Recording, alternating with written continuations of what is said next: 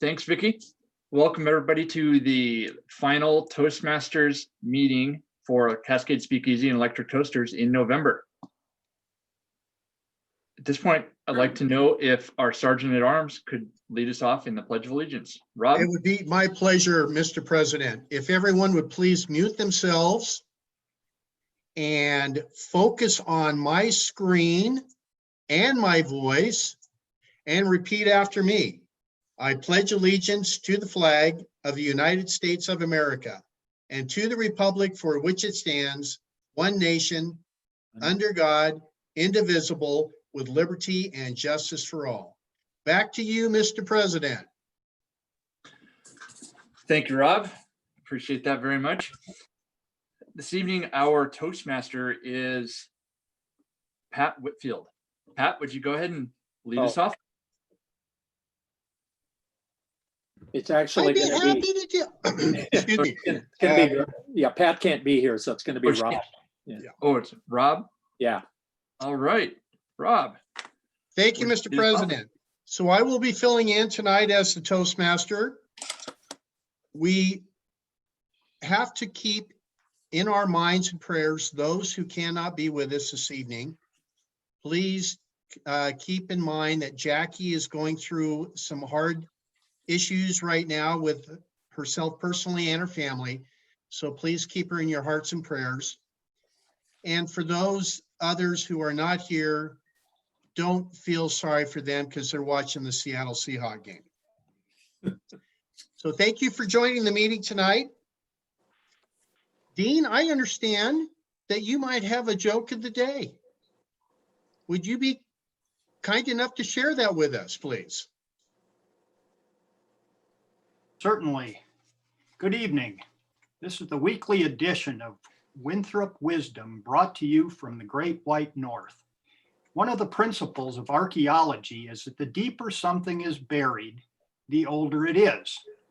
With that background, I was intrigued to learn that after having dug to a depth of 10 feet last year, California scientists found traces of copper wire dating back 100 years and came to the conclusion that their ancestors already had a telephone network more than 100 years ago. Not to be outdone by the Californians, in the weeks that followed, New York archaeologists dug to a depth of 20 feet, and shortly after, a story appeared in the New York Times that read, in part, New York archaeologists report finding 200-year-old copper wire, have concluded that their ancestors already had an advanced high-tech communications network 100 years earlier than the Californians.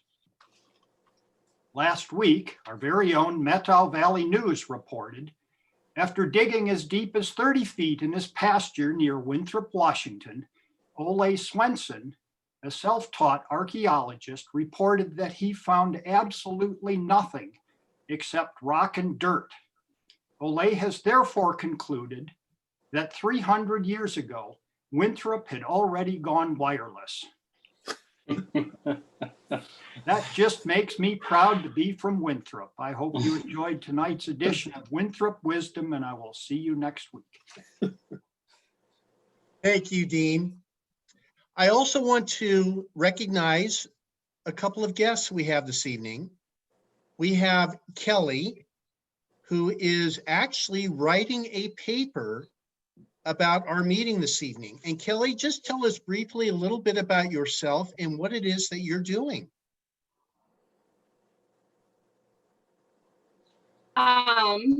Well, I am a single mom that's new to Yakima. I've been up here about 2 years from the west side. I grew up in Puyallup, and I go to school right now for business management and entrepreneurship. I pretty much put all my spare time into my homework and raising my youngin. And right now I'm in a marketing class that extra credit. We get extra credit if we write reports on Toastmaster meetings. Well, fantastic. Well, thank you for joining us tonight, Kelly. Thank you for And having me. I also have one other guest that I would like to introduce.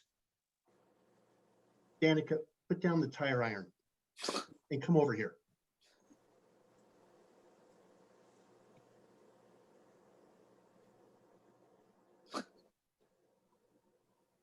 Hello, everyone. This is my friend Danica Patrick. Danica, say hello to the group. Danica, you're muted. What do you mean you can't unmute yourself? You don't have any hands. Okay, I'll ask you the questions and you just give me your answers and I'll relay that to the group. Danica, we were very sorry to hear about your breakup with Aaron Rodgers, the quarterback for the Green Bay Packers. Since the breakup, have you dated anyone, perhaps anyone that we might know? Jake from State Farm. Interesting. Does Jake from State Farm give you the Rodgers discount rate on your auto insurance?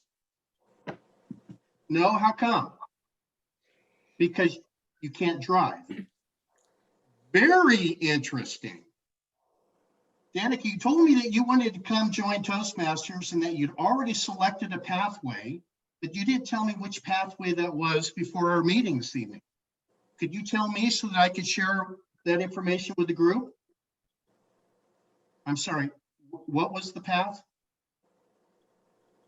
Danica, there is no path called dating, speed dating made easy. You and I are going to have a little discussion after the meeting tonight so that we can select the proper pathway for you. High five. Oh, never mind. Back to you, folks. Hmm. All right, that was just a little bit of humor. Very little bit. Now, at this juncture of the meeting, I would like to introduce our general evaluator. Please welcome Ron Slaybaugh. Thank you, Rob. And both you and Dean, thanks for the humor. I don't laugh very much, and I got a little bit of chuckle this fine Monday evening. I'll be evaluating tonight's meeting, and to help me with that, I have a wonderful and well-qualified team. First member of that team is our speech evaluator for Lloyd's speech, Dean. Will you tell us what you'll be doing this evening, please? Yes, I will be evaluating Lloyd's speech. The purpose of this project is for him to present a speech on any topic, receive feedback, and apply the feedback to a second speech at a later time.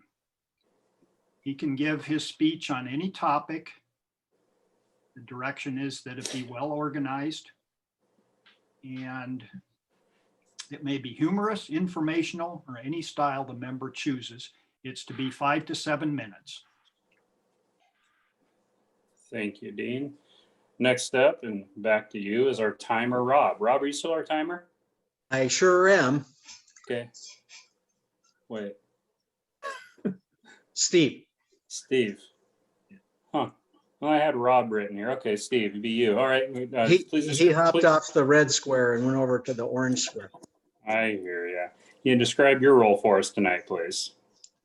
My job is timer tonight, and the goal here with speakers is to be punctual and deliver a concise message within a time frame so as not to put people to sleep. Tonight we have Lloyd speaking for 5 to 7 minutes, and I will be keeping track of that. At 5 minutes, I will show a green indicator letting him know where he is in his speech process. At 6 minutes, the yellow will come out saying, give some thought to wrapping it up. And at 7 minutes, red will be shown indicating that it's time to put the skids on. Following that, we'll have table topics, which are 1 to 2 minutes. And I'll show the colors in the aforementioned manner at 1 minute, 1 minute 30, and at 2 minutes. And our evaluator's time frame is 2 to 3 minutes, and he will see the colors at 2 minutes, 2:30, and 3 minutes, indicating that it's time to wrap up. I will provide the times that everyone burns at the end of the meeting. Cool. Thank you much, Steve. Next up is Ian, our grammarian. You describe your role tonight, please. You bet. Thank you, Ron. Tonight, my role is the grammarian, and what I'll be doing is keeping track of unique or exemplary uses of the English language. I'll report those back at the end of the evening. I also get to, I'll let you guys know what the word of the day is. And because we had a relatively holiday themed, in my opinion, meeting tonight of Shop Till You Drop, I chose a holiday themed word of the day. The word of the day is tidings. I know you've all heard that word before. I actually never knew what it meant until today when I looked it up. Tidings has two definitions. The first, the primary, is breaking news. The second is a flock of magpies. So whichever version of that word you choose to use tonight, best of luck. I'll be keeping tabs. Back to you, Ron. Thank you, Ian. Boy, those two definitions aren't even close to one another, are they? Well, at least we have some options. Last up, member of our team is Christina, who will be our awe counter. Christina, will you describe your role tonight, please? Thank you very much, Ron. Tonight, I will be keeping track of filler words, repetitions, other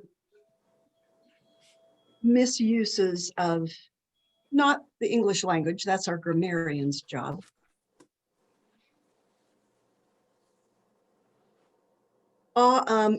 And well, so, but like, repetitions and other such misuses.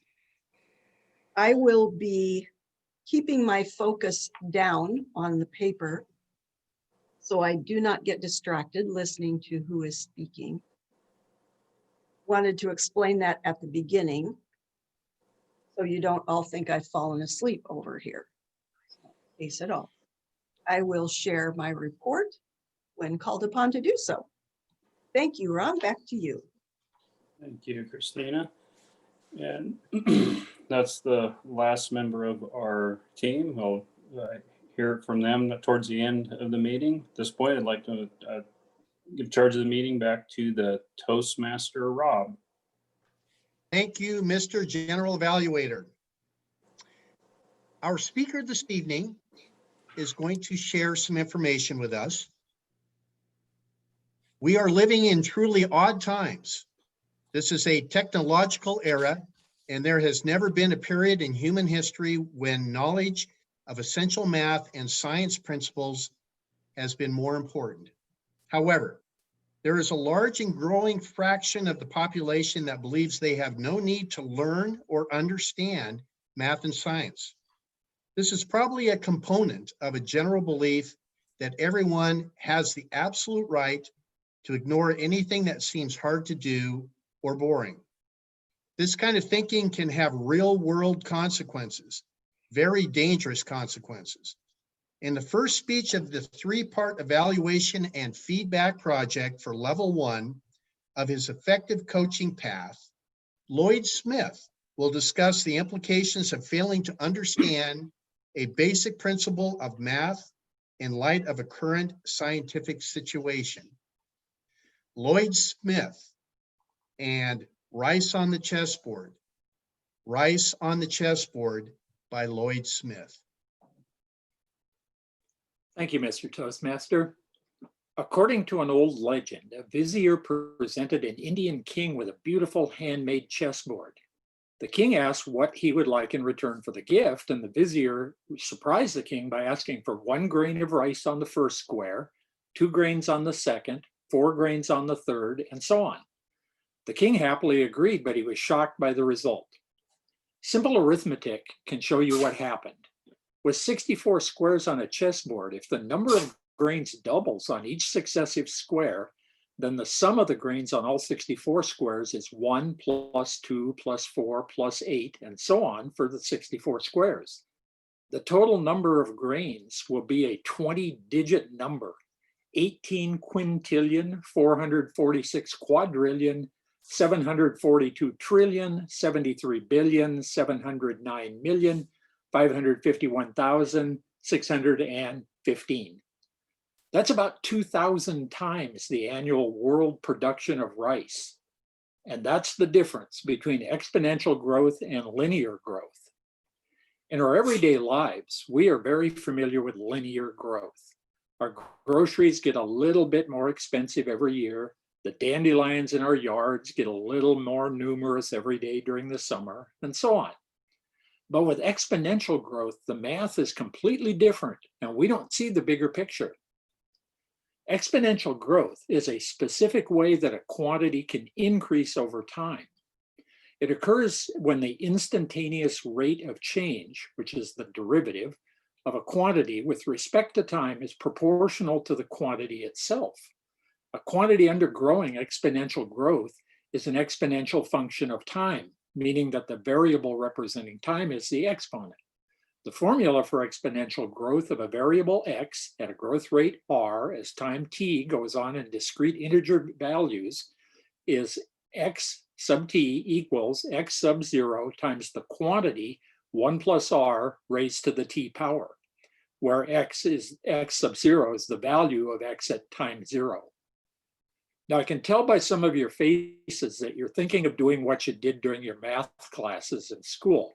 You're going to look thoughtful, nod, and hope that the teacher doesn't call on you. That formula is a calculus function. That might intimidate you, but it shouldn't.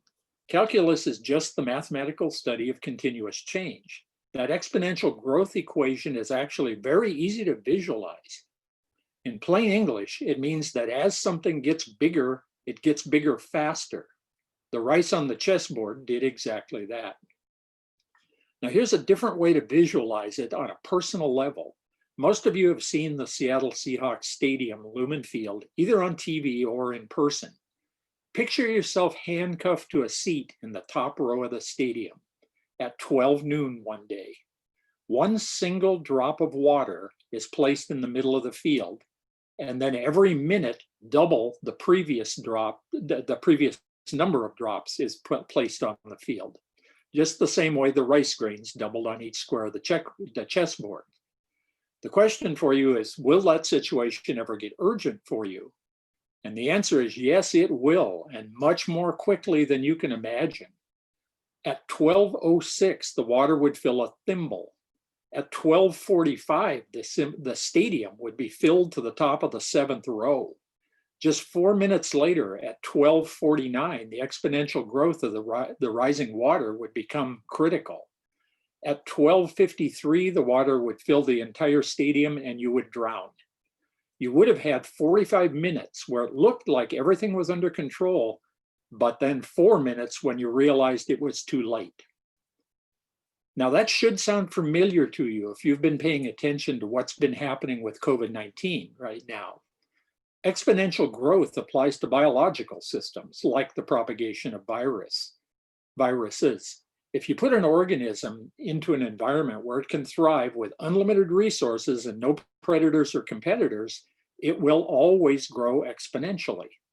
Viruses, including the SARS-CoV-2 virus that causes COVID-19, grow exponentially whenever there are three conditions. There is at least one infected person in the population pool.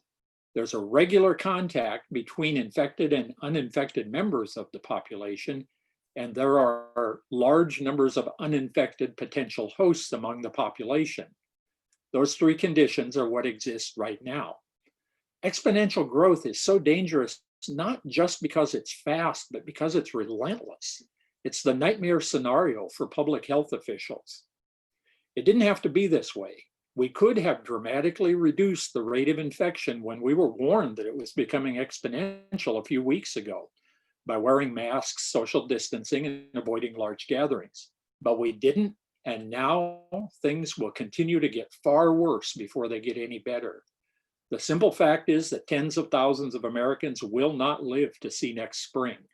The takeaway message here is simple.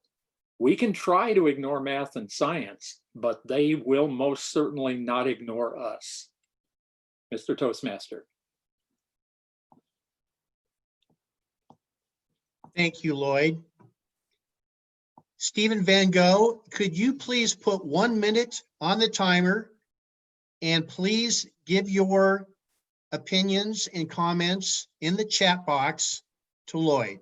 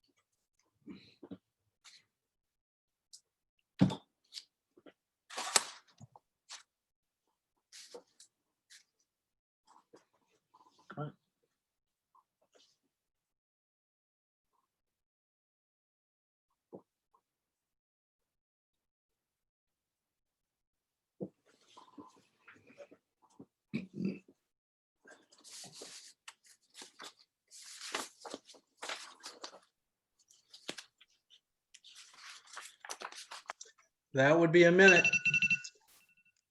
Thank you, Mr. Timer. I have to say that there were a couple of equations that Lloyd shared in his speech that kind of went over my head because most of my math was limited to counting tidings of magpies on the fence post when I was in school.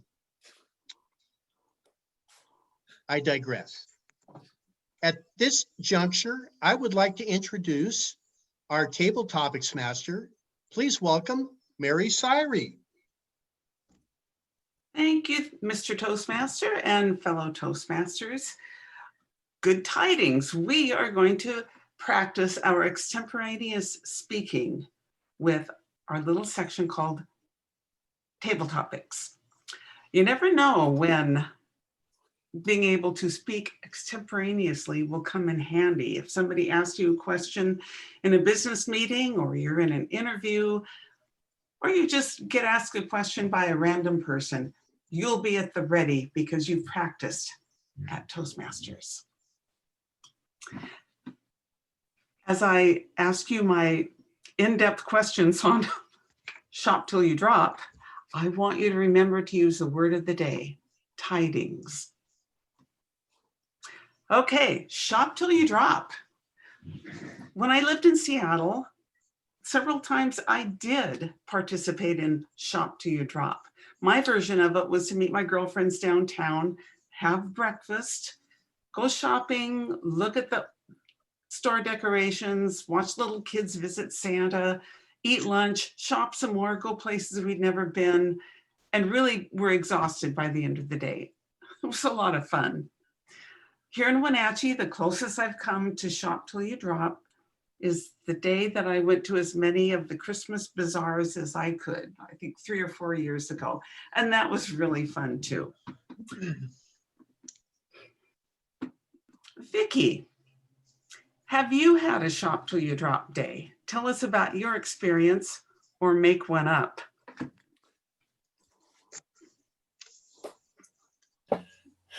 Generally, I try and avoid large crowds. So on Black Friday, you will generally find me at home. It's just not a time that I like to go out and shop. However, if I have a place that I like to go in any other time, and it's not going to be quite as crowded as the weekend after Thanksgiving, I will partake in a day of looking around, checking out to see what deals I can get, what the new fashions are, maybe take in lunch with friends and just have a festive time. One of my favorite memories is Tyler would like to go to Bellevue Square on his way back to Bellingham when we would go back and forth from Wenatchee to Bellingham while he was in the university. And we would always visit the Apple store so that he could see what the newest technology was. I would always want to stop at the Disney store just to get that little bit of Disney atmosphere. And we would make a day of it. And then we would part our ways until the next time I would pick him up. And so for the 2.5 years that he was at Western, about 3 times a year, we would do the Shop Till You Drop and then have a wonderful car ride coming home and listening to a book on tape, which I thoroughly enjoy. Madam Table Topics Master. Oh, thank you. You notice I'm wearing my Western Washington University sweatshirt today. I'm not alumni, but I did go there for 2 years. And we know, some of us know Tyler. Yeah, I can see him wanting to go to the Apple store. That just fits. Tell him we said hi. Let's see. Kathleen, what if you could be granted a fantasy shopping trip anywhere in the world? All you can do is shop though. There's no sightseeing, no museums, no sports. You just go shopping one day, dawn to dark. Where in the world would you wish to go and what are you shopping for? Thank you, Mary, for giving me that treat. I assume I have unlimited resources. I'm going to assume that right off. That's perfect for me. because I don't really like shopping, but I love spending money. That has made me a great fan of Nordstrom's, where you can spend a small fortune on a pair of shoes. I would take my trip to Paris, even if I wasn't able to sightsee in Paris. I feel like in a short amount of time, I could spend a boatload of money there. I'd start with the clothes, head to toe, including a hat, at least one, beautiful tall heeled shoes, maybe a red pair just for fun. Next, I would move on to art. I would be looking for tidings of great artists, and I would follow those tidings and find some unique artwork a la Stephen Van Gogh that I could purchase and bring home with me. Maybe a Picasso or a Matisse or something extraordinarily fine. Again, I like spending a lot of money. Not really shopping, but spending is my thing. After all of that shopping, I would probably buy an entire plane to myself for the ride home and all of my objects. Wow, that sounds like fun. Thanks, Mary. Hey, big spender. I like the idea of buying a plane. You're going to have all your stuff on it and you besides. Sounded almost like an oxymoron there at the beginning with that. I don't like to shop, but I like to spend money, but you clarified. It made sense. Just buy big expensive stuff. Get it over with quick. Let's see, my great questions. Let's see. Eric Stepper, boing, you just don't look like someone who would shop till you drop. But I bet there's an activity that you get so wrapped up in that time passes and before you know it, it's past your bedtime. What do you get so focused on that you have that shop till you drop experience? Thank you, Ms. Table Topics Master. I must be very transparent because I am not a shop till you dropper. I'll tell you that. You got that just exactly right. I like to shop till I drop vicariously by watching all these cats shopping. My wife, God bless her, she likes to have me come and go shopping with her, and I don't like it, but I go shopping with her because then I can see what she likes and we can pick out the exact thing that she wants. And then all I got to do is wrap it. I don't have to shop till I drop. But I like to watch her. She had a clothing store, Treehouse, and she will get the clothes and she'll take them out and she'll, kind of shake them and on the hanger, and she'll look at them going from the aisle, and she just gets pleasure out of just looking at things in different colors and just picking them up and feeling them and doing all the kind of stuff. So I like watching people and just observing.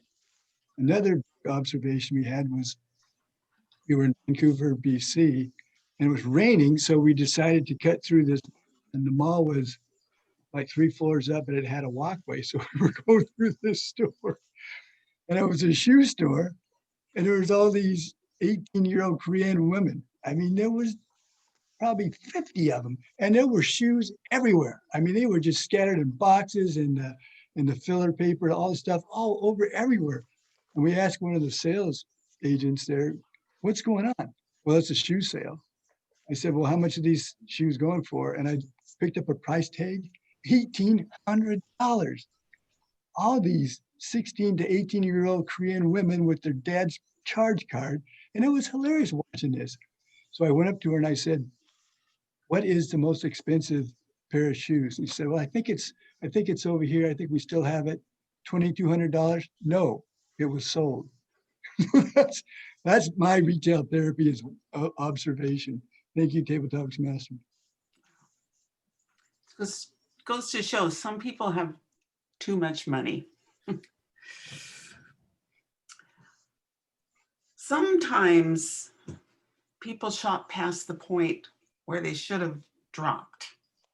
I used to work at Northgate in the medical building, but every December it was a madhouse there. One time, 5 o'clock, I was going to go home, got in my car, and I was blocked in because there were 2 drivers in back of my car fighting over my parking spot. I thought about going back into the building, but I waited, and they finally, the guy in the second place won. The guy who was actually blocking me had to drive away. Have you ever witnessed or been involved in a Christmas shopping altercation? Lucas. Thank you, Madam Table Topics Master. I can't say that I have been involved in a Christmas altercation. I do not particularly like shopping until I drop, so I usually try to get all my shopping done online. Amazon is a great help at that, and if I can't go to Amazon, I usually try to go to the store really earlier and really late, so I completely avoid the rush. But there has been one time that I've had an altercation that involved another individual, except instead of shopping, it was when I was attending a event in Everett. Except this time what happened was I was looking for a parking spot to a hockey game in Everett, and I accidentally cut off a car as I was looking for a parking spot, and it was dark out, and I barely saw this car, and it was going way too fast, of course. And I pulled into the parking spot, and as we were getting out of the car, a car flashed by and slammed the brakes, and a guy got out, and I could barely make him out, but he was wearing a do-rag, and he was yelling at me and making symbols like this and that. And I put my hands up in the air and I said, dude, I'm sorry. I didn't know where I was going. I was just looking for a parking spot. Thankfully, he left and didn't escalate the altercation anymore. And it's a good thing because it didn't end up tiding and creating an event in the news. Back to you, Madam Table Topics Master. Oh yes, road rage. I think that's a big deal in December as well. Let's see. Kelly, would you like to try this? I would just like to listen. Okay, that's fine. Thank you, though. You bet. Then I will call on Ian. Okay? Ian. Oh, I almost repeated a question. Hang on. Got it.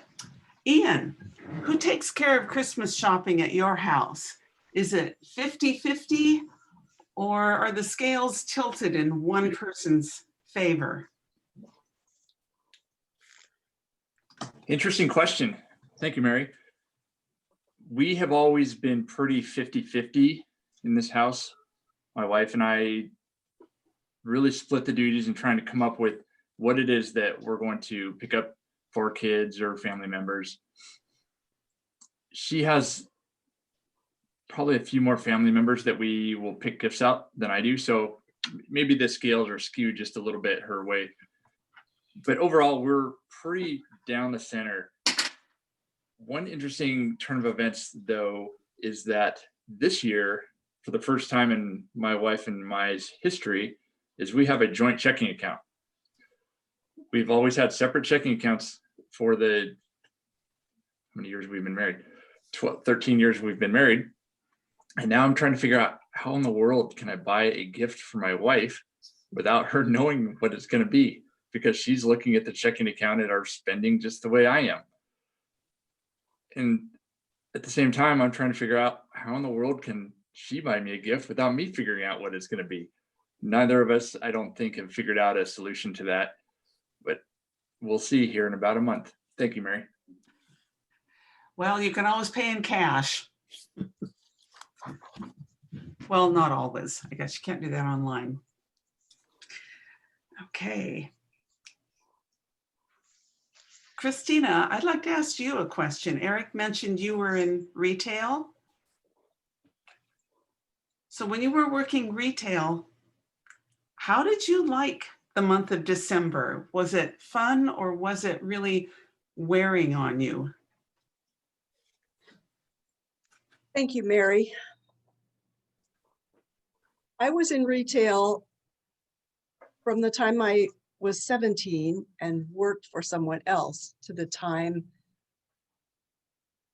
I was in my early 30s when we sold the store that I owned then, the Treehouse, which was at Valley North Mall. December was crazy. One of the biggest challenges being in a mall is mall hours. Stores are required to keep mall hours. One year, I was 9 months pregnant in December. I worked December 17th until 10 o'clock, had my daughter the following morning at 6 a.m., and I was back to work 4 days later because owning the store, that's what you do. You take your child and you go to work. As far as craziness, it is a mad rush. One of the fun things we did on Christmas Eve, because generally the last shoppers are men, many times they would come in the store and they would say, "What size are you? My wife is just your size." We'd sell them something appropriate to whichever clerk they pointed out. And then the fun was when the wife brought it back after Christmas, what size she really needed. I'm thinking how wonderful it was, how much her husband loved her, that's how he saw her. It was very sweet. We always felt sorry for the last whoever in the door on Christmas Eve, because all of us pitched in to wrap that particular gift. There was tape everywhere, as you can well imagine. I can't imagine what she thought when she unwrapped it. In those days, I really preferred not to have anything wrapped that was for me, because by then I was so tired of wrapping things. I didn't want to see another piece of wrapping paper at all. Now, my favorite thing to do at Christmas time is to go in one entrance to the mall, walk all the way through and go out the other entrance.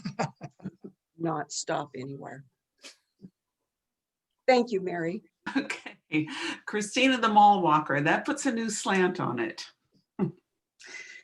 I think I'm gonna call on Rob Tidd. Rob, oh, I have to move my window. Now I can see you. Rob, sometimes we overshop. We buy too much and look like the abundant ghost of Christmas present. Sometimes we undershop and we look like Ebenezer Scrooge, the bad Ebenezer. Have you ever been in either situation where you either gifted too much or you didn't get enough in balance with what you received? Thank you, Madam Table Topics Master. As you were asking me that question, I considered how things work in my family.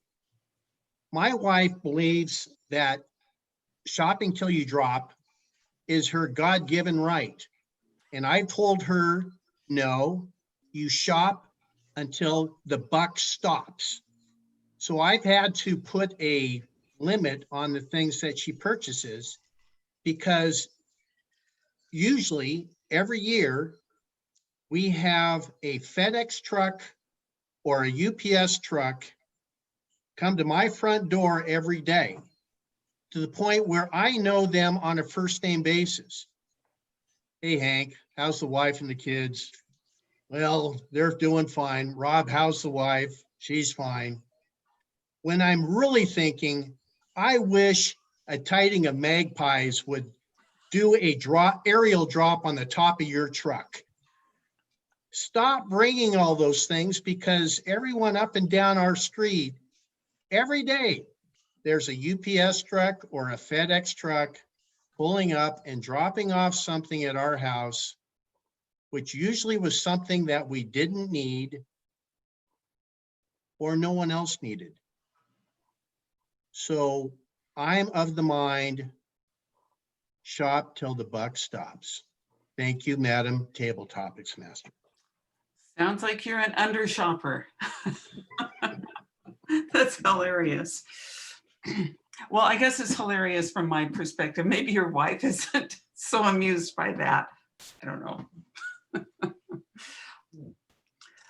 One more. Yeah, one more. And it's got to be from Steve Schwinn. So somebody want to be timer for Steve? Okay, everyone watch Rob for the time. And Steve, let's see now.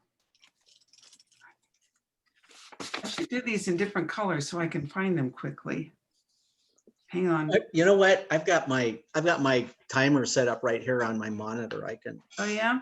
I can start and stop it quickly and easily, Okay. not to rob anybody of the joy. Oh, here it is. Okay, I had one in mind for you, Steve, and here we go. Are you a day after Thanksgiving early bird shopper, or are you a Christmas Eve procrastinator shopper?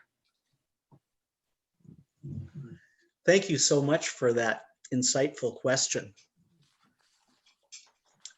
I like to get out there and get a good start on things about 3 days before Christmas. And somehow I always manage to kind of pull a rabbit out of a hat. Interestingly enough, going back a couple of questions to, do you do enough for one and not enough for another? I find that when I paw through the collection of things that I've purchased for my children in particular, I think there's always a bit of an imbalance. And occasionally, very occasionally, I've literally forgotten someone in the fray of it all, which is a little bit of a chagrin, personal chagrin, to say, hey, I'm going to get you right after the stores open tomorrow. It is interesting though, because the nice part is I find I've got birthday presents for those shortly after Christmas with the excess that I managed to acquire. And I do work off of a list a bit. So I'm a bit puzzled by how I can go to excess here or scarcity on this one. I kind of like shopping.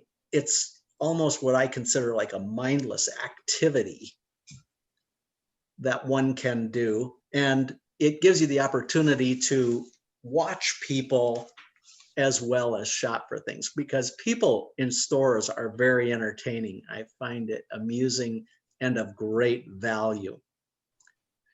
That's kind of how it goes for me. Thank you.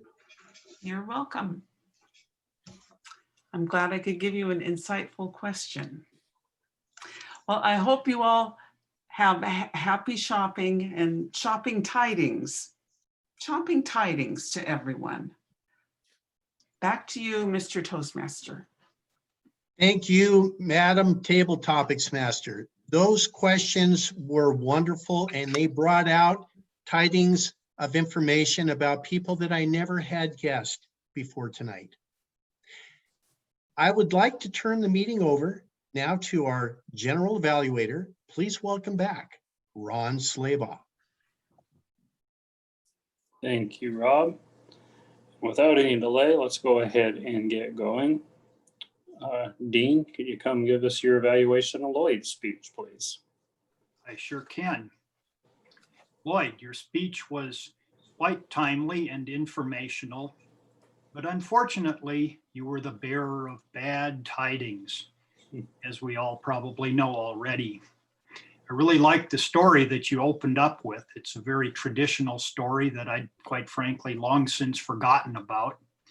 I'm probably wrong, but I'm kind of thinking the version of the story I had ended with the king executing the guy that he made the deal with on the grains of rice because he felt he'd been scammed. And perhaps he had been. That was an impressive exposition of the actual number of the grains of rice. But I think that your analogy or comparison to the annual production of global rice was more easily grasped by most of us.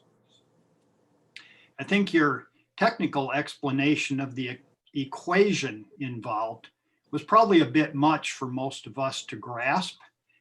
I would suggest that if you're going to talk about an equation, that you work to figure out how to share it on the screen like we do with the flag. Or alternatively, you could just simplify it and say something to the effect that exponential growth is simply the growth rate is proportional to what is already there, and move on. Because I really liked your example of the Seahawks Stadium filling up with water. Now, we all know it rains a lot in Seattle, but that would be a lot of rain. Most rainstorms don't go exponential. I liked your relating it to our current pandemic situation and how we're entering or already are in the exponential growth phase of the pandemic. You could add a little more information on that.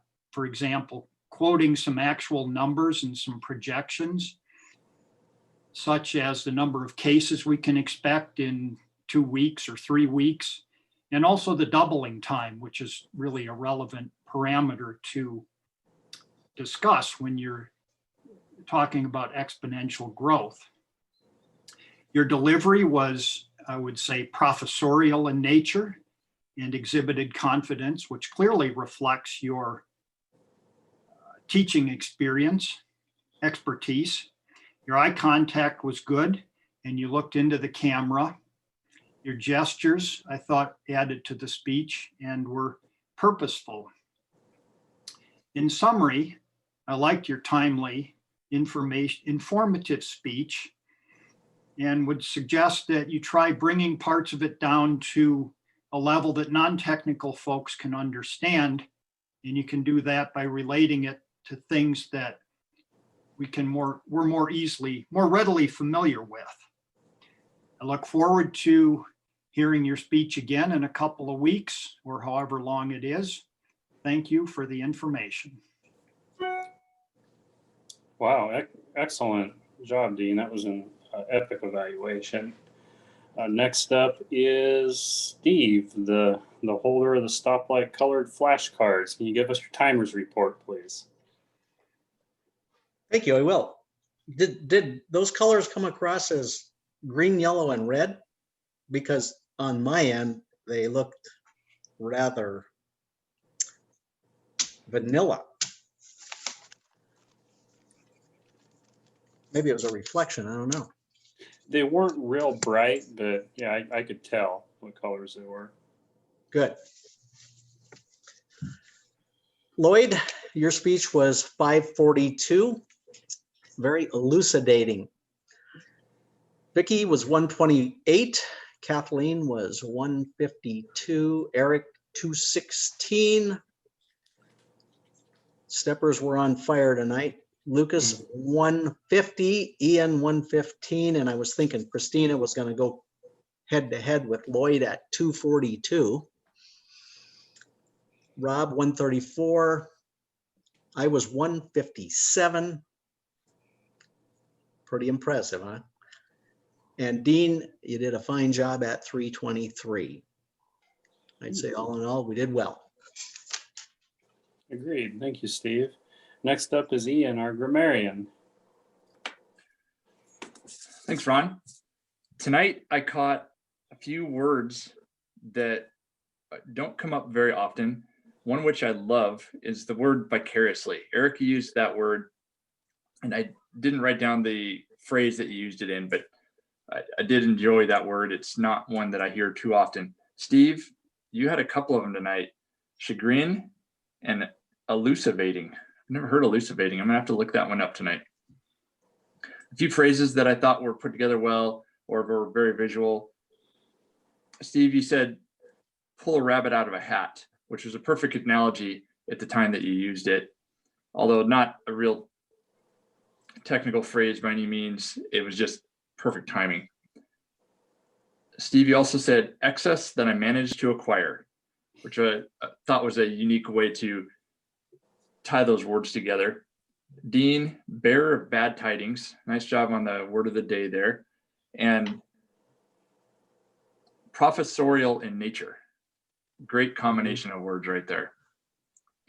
With respect to the word of the night, tidings, we had, I think, a record number of uses for a word of the night that I can recall. Rob used it at least 3 times, Mary at least 4 times, Kathleen twice, Lucas once, and Dean once. Nice job, everybody. Back to you, Ron. Thank you, Ian. Great report. Hey, caught all of them and even several more than what I heard. Next up is our awe counter, Christina. Can you give us your report, please? Yes. First, a comment. I don't know that I can hear God Rest You Merry Gentlemen again without singing Magpies of Comfort and Joy. Going to be interesting. Oh, look around for them. Excellent job tonight on the awe counter log. Lloyd, Vicky, Dean, Kathleen, Ian, and I were all clean. Excellent job. Rob, just 1 so. Eric, 3 ands, 2 repetitions. Mary, 1 and, 2 wells, 2 repetitions. Steve, 1 and, 1 repetition. The ands are at the beginning of a sentence or a run-on of number of sentences with and in the middle. I don't count each one. If it's appropriately used, I don't. If it's a and, yes, it's in there. Ron, 1 1 repetition. Lucas, 1 4 ands. Thank you. Very well done, everyone. Back to you, Mr. Toastmaster. Thank you, Christina. The meeting altogether, I think, went great. So several folks were very humorous tonight. I mean, it started off with Dean's joke, and then Rob, whatever that was, I certainly chuckled. Christina, you got some funnies in, and so did several others. Only had 1 speaker, of course, tonight, which was absolutely fine. Lloyd, I thought your speech was one of the better ones that you've given recently. Mary, you had a pretty tough role. When there's only 1 speech, that leaves a lot of time for table topics. And when table topics began, it would look up and it was 5:52, and usually we go till a quarter after. So you had to have a lot of ideas there, and I think you did. I thought there were some good table topics overall. The evaluation team, you did a great job. For me personally, as I logged on tonight, I've told folks before, I think that I shared with folks that I use my tablet, and historically I only can see 9 people on 1 screen, and I'm always going back and forth between those 2 screens. I don't know, Vicky, if you set something up differently or if my tablet updated Zoom, but I have 12 people on the 1 screen this time, so I can see everybody, and that's really cool. I haven't had to swipe left and right, so this is a great meeting for me as well. That's it for my evaluation. Let's turn the meeting back over to our president, Ian. Thanks, Ron.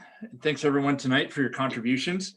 I do agree that Lloyd's speech was one of the better ones that we've heard from him in a while. Not to say that any of his speeches have been bad. This one was just a really great speech, in my opinion. Good evaluations. At this point, I'd like to know if Lloyd has any comments that he'd like to make.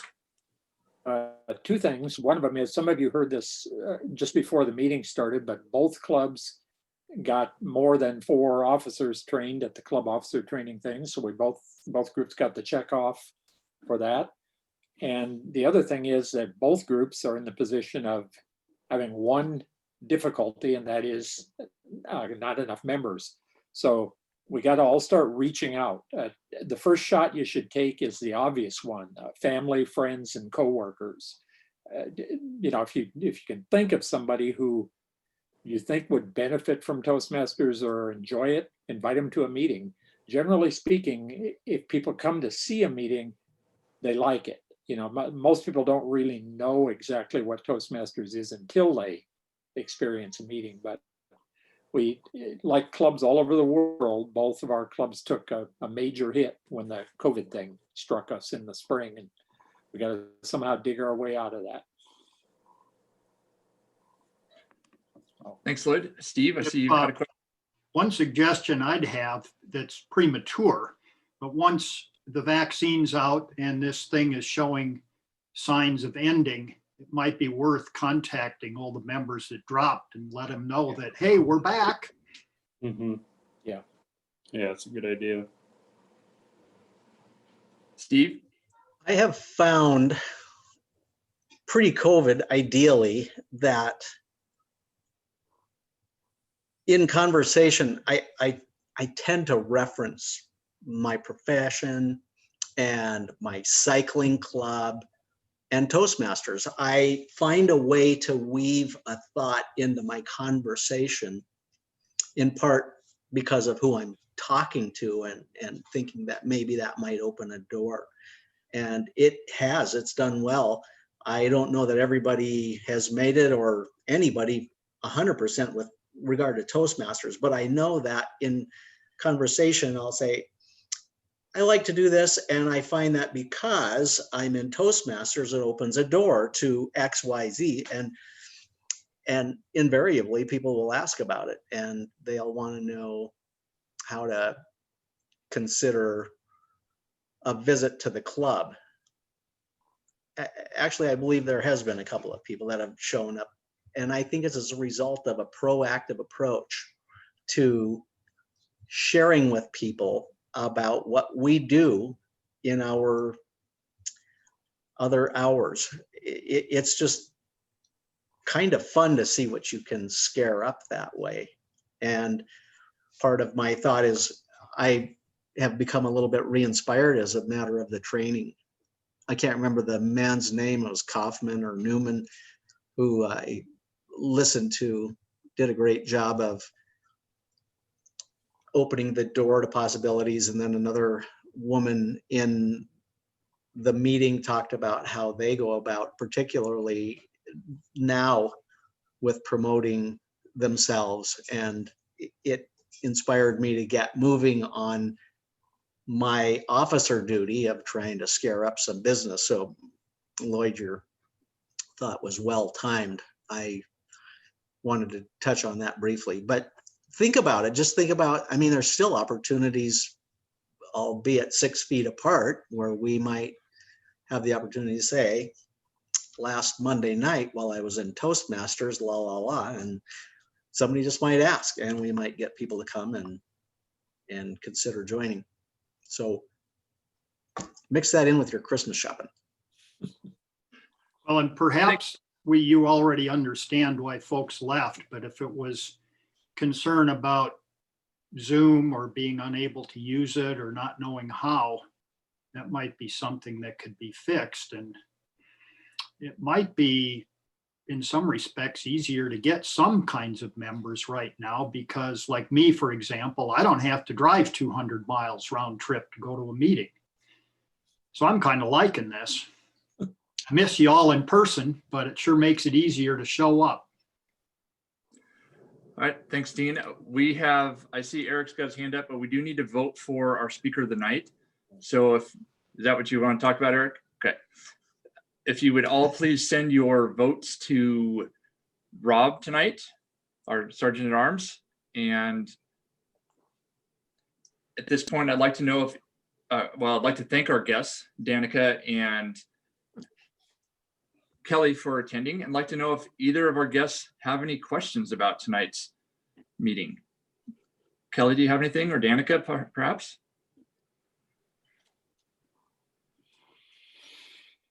My internet sucks, and so it was skipping through everything you just said. All right. I was just, if you can hear me, I was just wondering if you had any questions about tonight's meeting. Oh, no, I don't. Okay. Well, thank you for attending, and hopefully we'll see you again soon. Thank you for having me. You bet. Did Danica want to say anything tonight? Has chosen not to say anything this evening. In fact, he's probably not going to be coming back to another meeting, unfortunate to say. However, she did help me tabulate the votes for the speaker this evening. And what did you figure out, Danica? She said the winner is Lloyd Smith. Congratulations, Lloyd. Congratulations, Lloyd. And we're up against our time for the evening. So if there's no other comments or questions, I'd like to go ahead and, oh, Steve, you got one? I have one more question. If anybody can report on what skiing might be like in the Madhow, I don't know if anybody in the room is capable of providing that information.